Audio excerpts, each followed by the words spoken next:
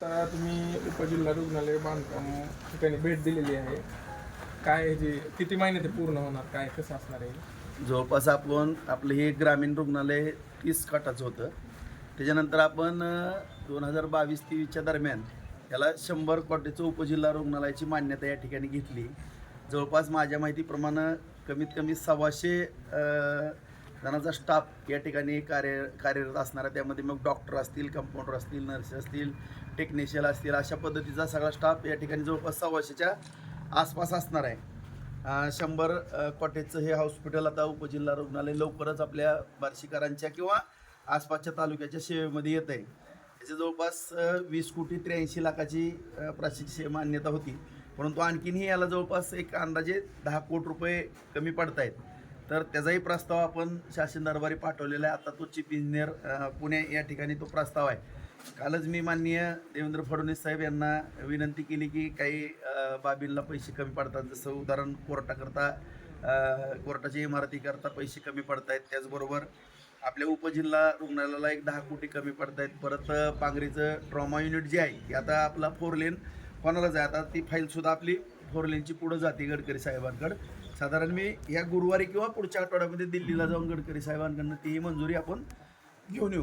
4 लेन इडशी ते टेंभुर्णी झाल्यानंतर ट्रॉमा युनिटसुद्धा आपलं पांगरीला असणं 50 कोटीचं आपण त्या ठिकाणी केलेलं आहे. जवळपास 60 कोटीच्या क्वार्टर्स आणि ते 60 कोटीच्या आसपास त्याचंही आहे, ते आंबेडकर साहेबांना भेटून दिलेलं आहे. त्याचबरोबर वैरागचं आपलं ग्रामीण रुग्णालय त्याचंसुद्धा 30 कोटीचं आहे. त्यालासुद्धा आपण निधी मागितलेला आहे. तोही निधी त्या ठिकाणी आपल्याला प्राप्त होईल आणि ह्यालाही 10 कोटीचा निधी जो कमी पडतो आहे तोही लवकरात लवकर होईल. आणि माझ्या अंदाजे 6 ते 8 महिन्याच्या आत या ठिकाणी OPD 8 आहेत, ऑपरेशन थिएटरची व्यवस्था आहे. सगळ्या सुसज्ज अशा व्यवस्थेनं ह्या हॉस्पिटल आणि भविष्यकाळात CT स्कॅन आणि MRI मशीनसुद्धा आपण या ठिकाणी उपलब्ध करू.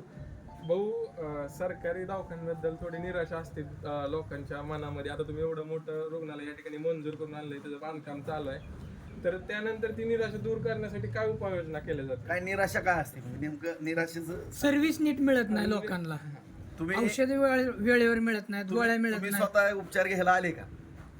मला पत्रकार सगळ्या बांधवांना सांगायचं, तुम्ही हॉस्पिटलला व्हिजिट दिली का? कधी केस पेपर काढला इथलं काय? उलट एवढी गर्दी असते माझ्या माहितीप्रमाणे रोज किती 500 ते 700 पेशंट या ठिकाणी येऊन जातात. आपल्यापैकी बरेच दादा येतात, विकलांग दादांना विचारू शकता. लहान लेकरांपासून सगळी फॅमिली. पण माणसं बघून होत असेल तर, किंवा काही पत्रकार आल्यात किंवा ह्यांना सर्व्हिस द्या, असंही काय असेल तर विषय असा आहे की 2 बाबी आहेत या ठिकाणी.